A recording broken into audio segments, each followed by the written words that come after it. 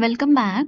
Let's now see some more examples of closure and let's now create two more situations in which closures are going to happen so that you can start identifying closures in your own code in the future. Now here, these two examples are going to demonstrate that we don't need to return if function from another function in order to create a closure. Alright, so let's start with our first example here. For that, let's write here, I'm creating an empty variable. So for that, let's write f and then give const g, that is equal function. And here I'm using the only generic names because what the functions do here don't really matter. So I defined this a variable, so that is a equal 25 I'm giving.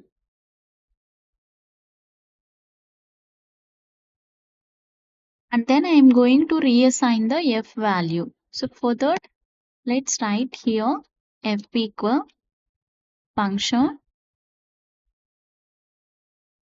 And then here write console.log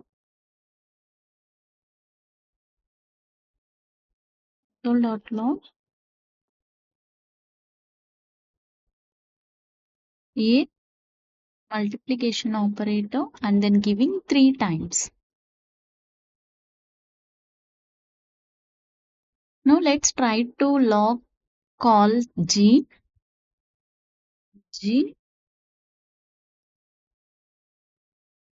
and the result of this function is that will be 25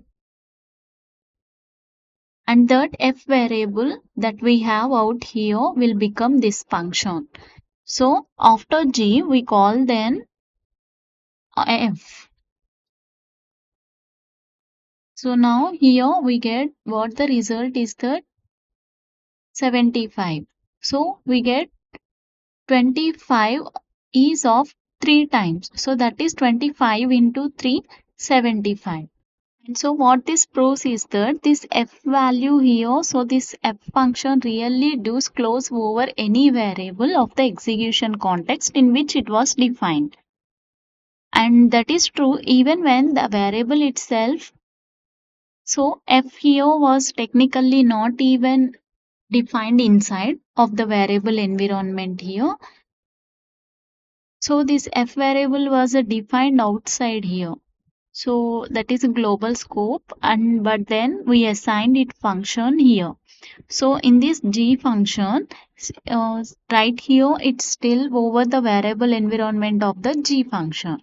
So that includes this a variable and so therefore it is able to access this a variable here. So even after the g function here at this point has of course already finished its execution. So that's just what we learned in the last section. So at this point of the execution, the variable environment of g is no longer there. And but f, so this function here closed over that variable environment and therefore it is able to access the variable.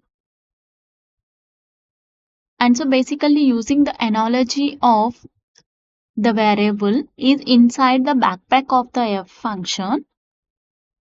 But now let's take it to the next level and create a new function here,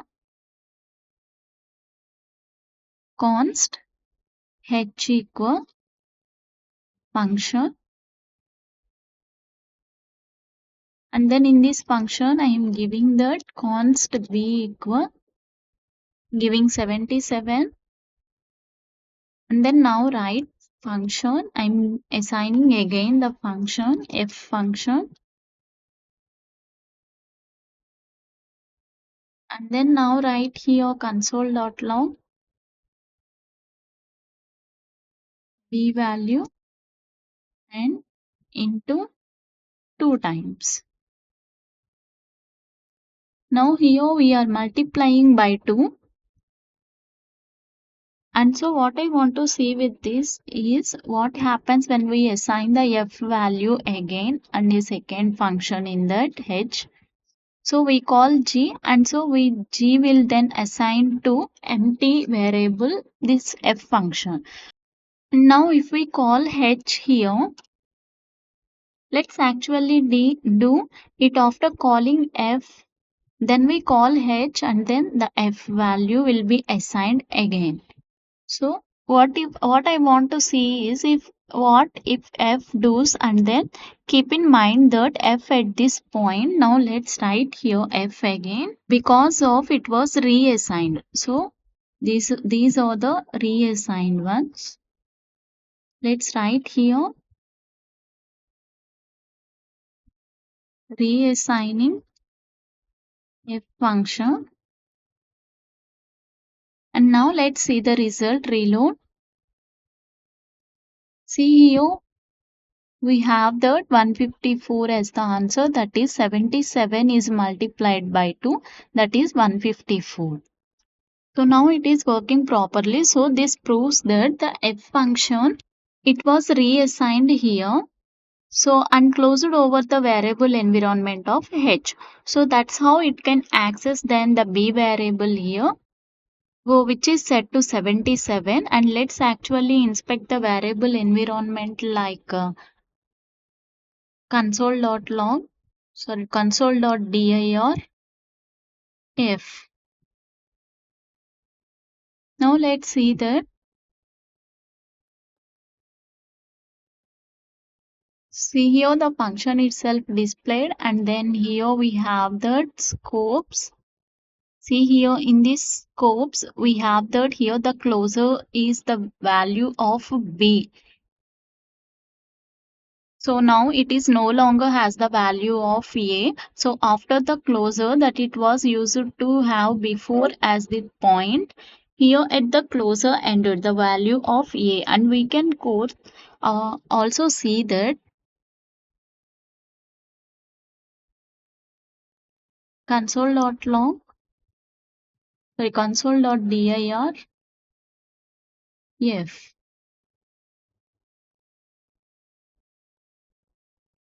Now let's see the result.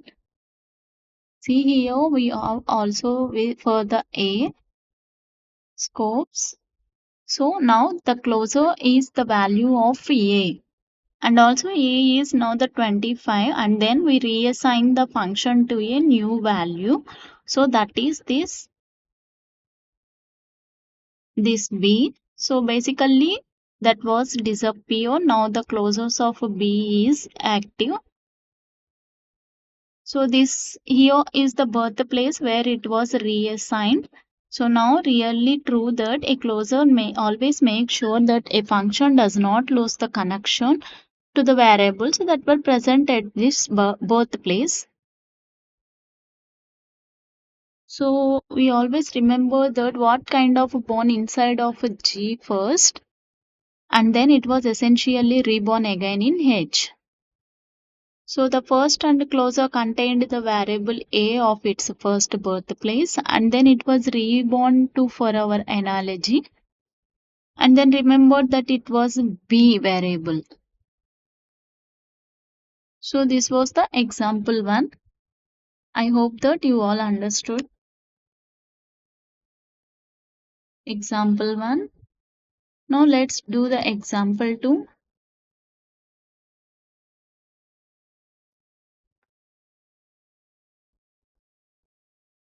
Now here the second example is based on a timer. So a timer is another great example that we don't need to return a function.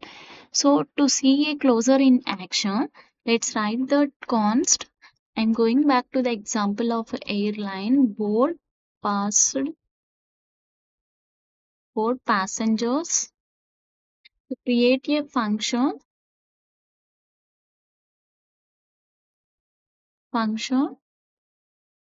and then I'm giving here the parameters, that is n. N means the number of passengers, and then the weight. The weight is for weight of the time, that is based on the passengers time. And then now let's create a new variable const per group. So basically here we are using three groups. So for that, let's write here number of passengers by 3. And by the end of this function, I want to log this to the console. Console.log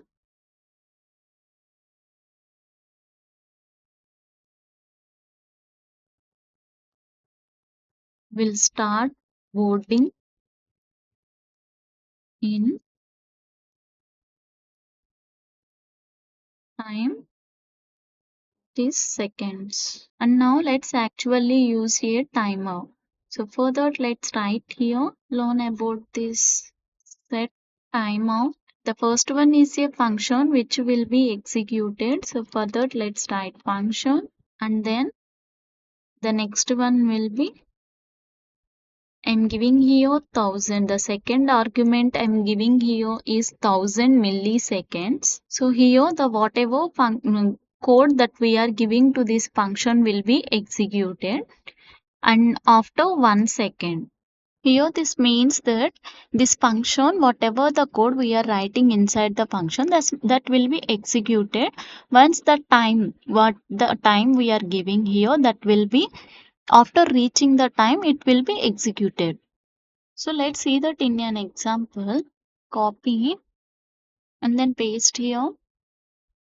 And now let's write here inside of the function that is a console.log. I'm giving here timer. Now let's see the result.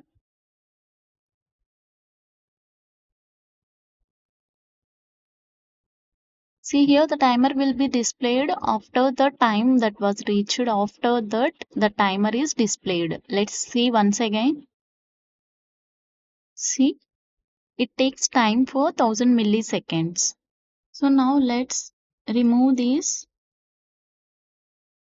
Now let's here our function in giving a console.log.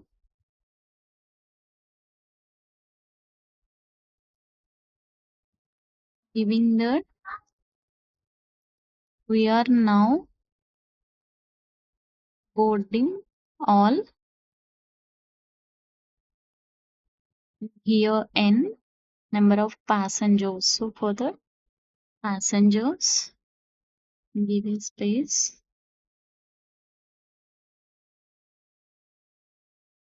And now let's write for part group variable now. Let's write the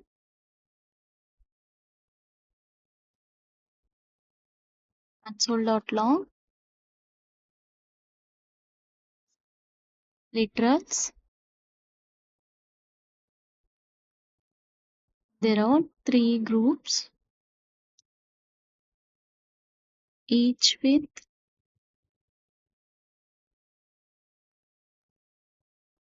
per group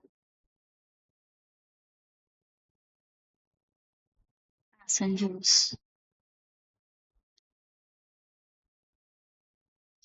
So that's our function, and now let's call this function.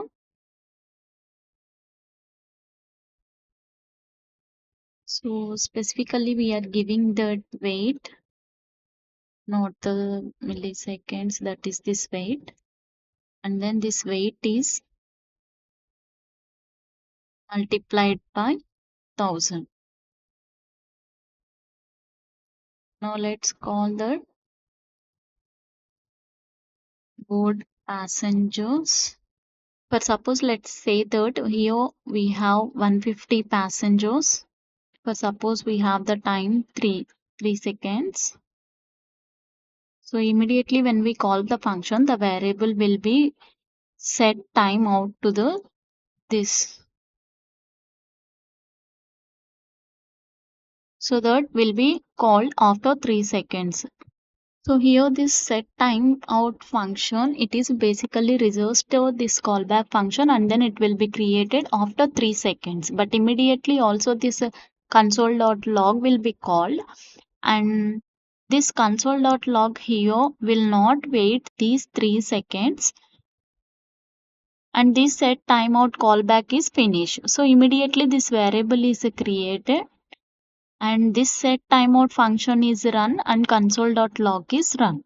So and then after 3 seconds the function will be executed. So let's see what happens to n variable and to the per group variable that we have given here. Let's reload.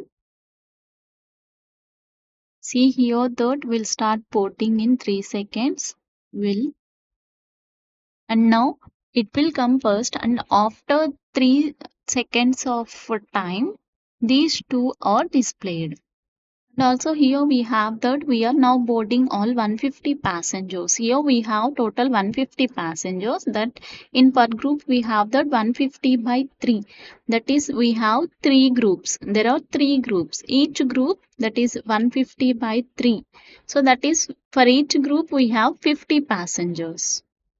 So now this is worked perfectly, and keep in mind that this callback function here was executed completely independently from the board passengers function, and but still the callback function was able to use all the variables that were in the variable environment in which it was created. So that's n and per group. So one more time, this is clear that the only way in which this callback function here can have access to the variables that are defined in the board passengers function. So and this has finished executing, and so that's how we get access to path group and also this argument of the function. So this wait, and also I mentioned in the last lecture that the closure of closures also includes the arguments, and that's because they are really just a local variables in the function. And to finish, let's now also prove that the closure does in fact have priority. So over the sculpt chain, so here in the global scope, let's write here const per group that is equal 1000. And if the scope chain had priority over the closure, then this callback function here would indeed use the variable of this global variable. So we can imagine this function here is being executed in the global scope. So if it wasn't for the closure, it would use this. Let me actually demonstrate that to you. If we remove this variable, that is this per group comments, then we will be able to see the per group. That is just reload here.